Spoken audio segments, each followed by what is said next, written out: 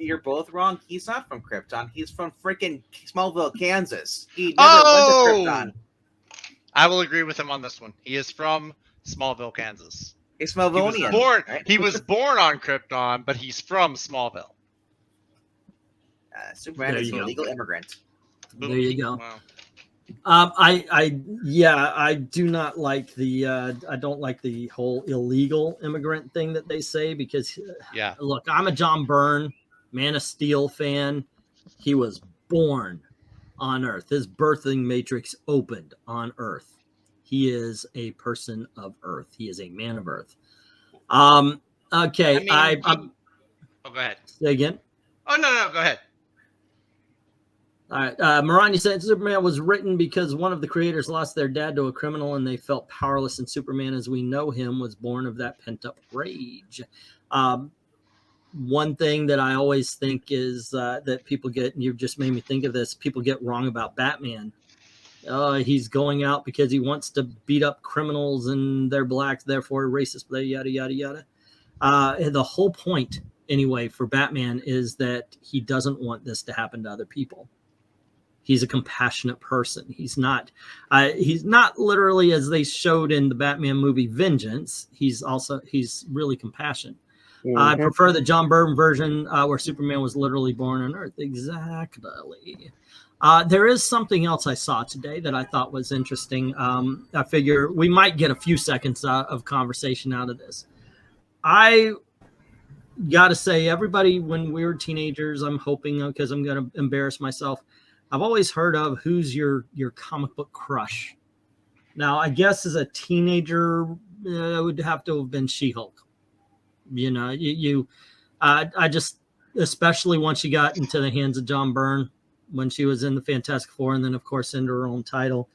The thing is, I never actually looked at comic book characters and went, oh, my gosh, they're hot. I never really sexualized. You know, you read Wonder Woman, she's in her outfit. It's, you know, it was never, I never actually looked at that and thought, oh, that's masturbating material.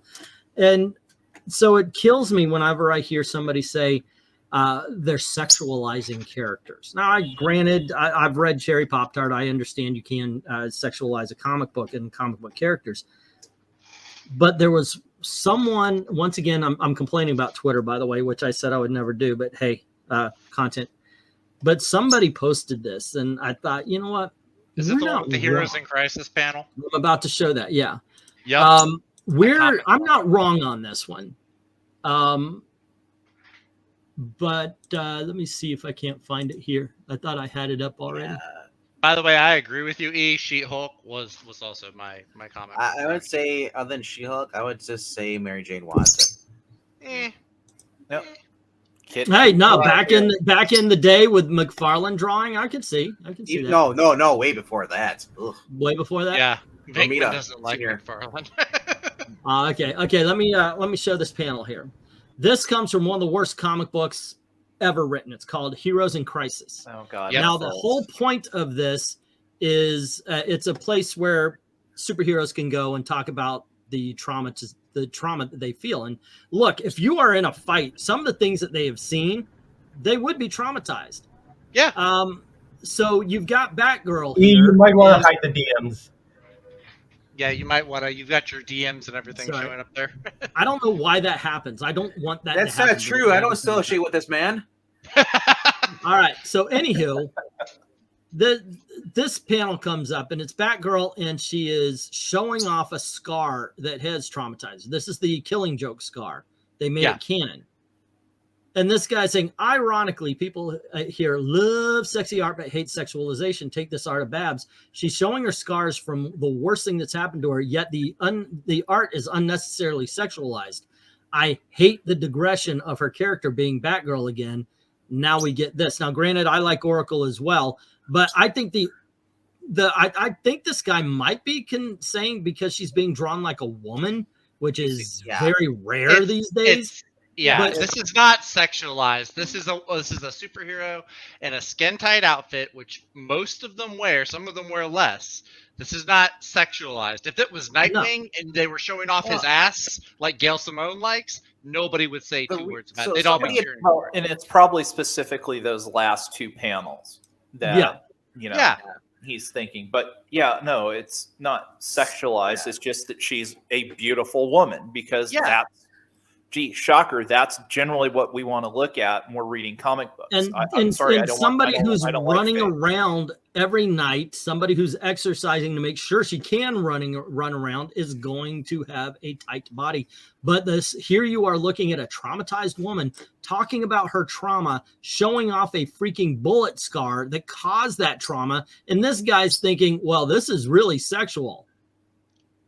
Like, no, friend, that's on you, pal. That's not on the character, which, by the way, is a fictional character. Good night, guys.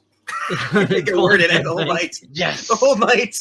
Go on, Ving. I was just going to say, somebody was actually pointing out, it's like, well, why does she have a shirt and a pants? Why isn't it a onesie? Has anybody ever tried putting those skin tight, like like a Spider-Man suit? Yeah. You can only move your arms up so high. There's not much, maneuverability, flexibility. So Batman wears a freaking shirt, like, just like John Wick wears that Cavalier, jacket. Well, and it's why isn't she wearing armor? Would be my choice. What would be my question? That's why it's that's why it looks skin tight, because it's a shirt and pants, tights. These are basically yoga pants and an athletic top. Yeah, it's gonna look that way. So and again, it's not treating. Go ahead. Yeah, I was gonna say they complain about this. Like, they're sexualizing women, but when it comes to Superman Baron wearing the same freaking thing, where you can see everything, but they've downgraded the package because that'd be too much for everybody. Well, even more than Superman, Batman. Yeah. Nightwing. But how many Gail Simone followers on Twitter will retweet it and use like peach emojis and say, "Oh, that ass," though, every time Nightwing has a picture on Twitter. Yeah, but this is true though. You look at any freaking Instagram model or any fitness model. This is what they wear. Well, no, because this guy here wants her to wear the Burnside costume where she just has a boob. But my point being is why are you sexualizing someone's trauma? Yeah, not the artist, but the guy who wrote the tweet. He's the one that's sexualized. Like Zach said, this says more about him than it does the artist. Exactly. Like, imagine if this was a real person, like Barbara Gordon's a real person. This is a real interview going on, and this guy says the same thing. You just took her trauma and made it all about you. She's talking. Well, one day I still worry. I'm still frightened. I still think about the day when I open the door and I see the most evil man on the face of the planet, and he shoots me. I lose all feeling in my legs. I can't move. And all I can think of is, what is he going to do to my father? I am helpless. I'm supposed to be one of the protectors of Gotham. I can't protect my own father. Oh, wow, you look hot. I want to bang that ass. No, that's not the appropriate freaking reaction to what she would probably be saying here. Yeah.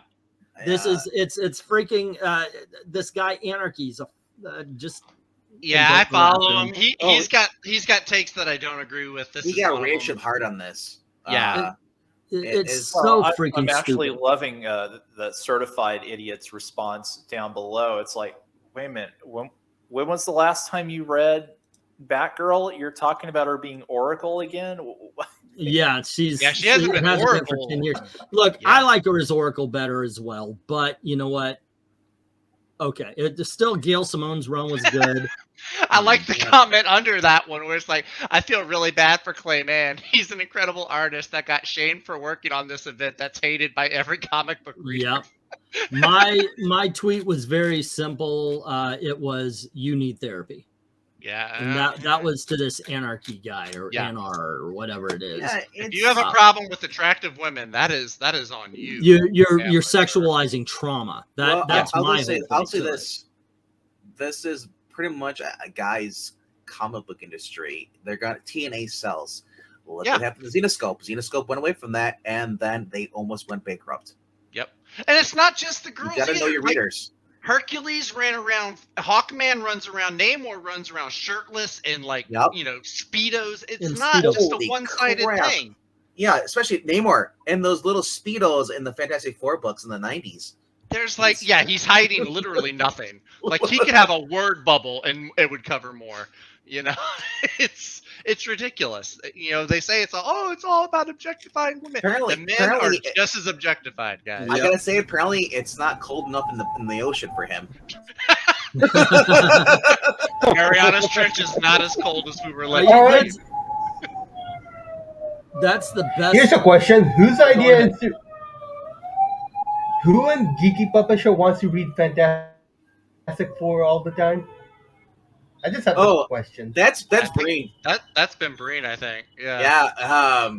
I try to do the DC stuff, try to get away, but like, it's just that the reason that we read a lot of Fantasy Four is because we have a lot of people, we have a bigger cast, so they kind of like we do Fantastic Four. I'm more like let's do some more JLA stuff. That's I'm like Justice League or something like that. You know, like we've become I just wondered who wanted to see the Submariner a lot. That's books. Breen. That's all Breen. You can't me. Not at first, but not really anymore because he's not even in the books we're reading. That's true. I can't remember the last time. By the way, Killer Bebe is saying, besides shooting Batgirl, didn't the Joker also do other obscene things? I don't know if he actually raped her, but I know he posed her and took pictures while the father watched. I was gonna say that's what I remember. He posed her. I don't think he did anything else though. Hey, Rachel, what's up? Yeah, I guess like the whole sexualizing characters. That's on the person, but you know, it's your own subjective response. Yeah, sure they do. Sure, some of the women do look like goddess bodies because they're superheroes, and you aspire to. Even if she was ugly, even if they drew her fat, that man is sexualizing. But trauma. They don't have porn star bodies, though. That's the thing. That'd be sexualizing if they have. That's what gets me about it. It is sexualizing trauma. That's what this guy was doing. Besides, we also. We hear all the time about, you're sexualizing this, you're sexualizing. No, they're just drawn. They're just drawn looking like women. And they're drawn looking like women who do this all the time. Now, and if you ever wonder, well, why are they all big boobed? Because when you draw them small boobed, they look like men. It's not, it's true. Because of the way the comic books are printed, because the way it looks, it's very hard to do a small-breasted woman without making them look completely flat. I want to know.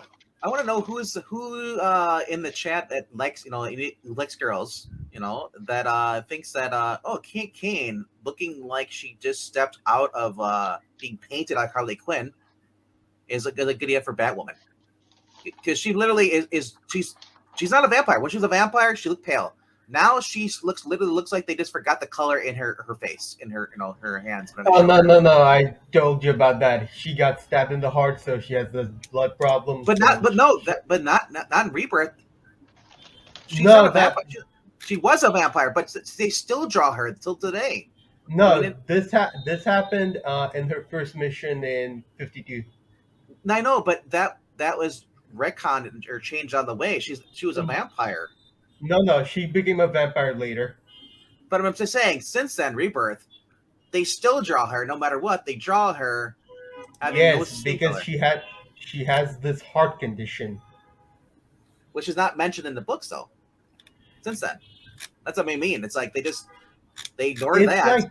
It's like they don't mention Batman's parents got shot all in every book. Like happened. It's part of the.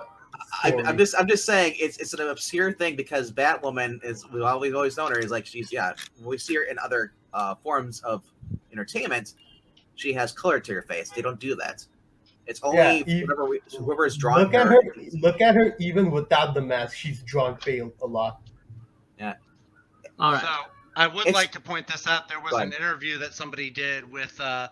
Y'all know I talk a lot about One Piece as a manga, but somebody interviewed him and somebody asked him, why do you draw all the women with big boobs? He said, well, it's, pubescent boys that read these comics. That's what they like to see. It sells. So anyone that's angry, I guess you can be mad at the comic book buyers because they're just buying what sells. I want to move on to another topic. This will be the last of the night. I want to show something beautiful. I want to talk about, I mean, other than Batgirl, but I do want to show something that I think this will be one thing that everybody can get behind and say, hey, that's really cool. It's a good thing. It's a geeky puppet show.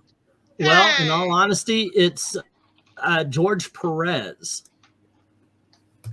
Marvel is launching a new touching tribute to George Pérez, as announced in Marvel Press release in conjunction with his estate. The publisher has collected rarely seen commission drawings, which it is restored, colored, and will be showcasing in a variety of upcoming titles as variant covers. Starting June 7th with Fantastic Four #8, you'll get a chance to once again see some George Pérez original art on the covers of Avengers #2, Scarlet Witch Annual #1, and Incredible Hulk #1, all coming out on June 21st. I just want to say I'm outraged that George Belts doesn't have one of these yet. Now, this is the Fantastic Four #8, and then here's Avengers #2. Okay, Vision's good. Scarlet Witch Annual. That's good. And then we have the Incredible Hulk. Okay. So the Hulk one was different, but yeah. And then to be announced, George Pérez variant cover. Who's that on the right there? I don't recognize that person. Yeah, I know, right? Warbird. Yeah. That boy's very sexualized. That boy was very sexualized. Do you see that? What? But look, I'm a huge George Pérez fan. He's my favorite comic book artist of all time. I had a good time. I took my daughter to the comic book shop, and she's an artist. She's loves coloring. She likes drawing. She loves coloring. And I said, "You want to see some really good art? You know about George Pérez?" She says, "Yes," because I talk about him all the time. So I showed her Crisis on Infinite Earths cover #7, the Supergirl cover. And I said, don't just look at Superman and Supergirl. Look at the crowd. I said, look at the detail. The fact that there are no undrawn faces, which you see a lot now. You see a whole bunch of crowd scene, and there's no face on a lot of the background characters. I said, George Pérez was good at this shit. And I showed her the Justice League versus Avengers with all the characters. I said he was Captain Crowd as far as that stuff. I'm a huge George Pérez fan. Yeah, well, he was definitely the exception to the rule when it came to that. One thing that does annoy me again about Marvel, and just as far as I'm concerned, short-sighted. It sounds like it's just going to be shown in variant covers. Yeah, there's no good reason why they shouldn't be producing posters. Thank you. Where are the posters anymore? Have you know? Well, yeah. The last time they had that 24-page covers posters you could buy.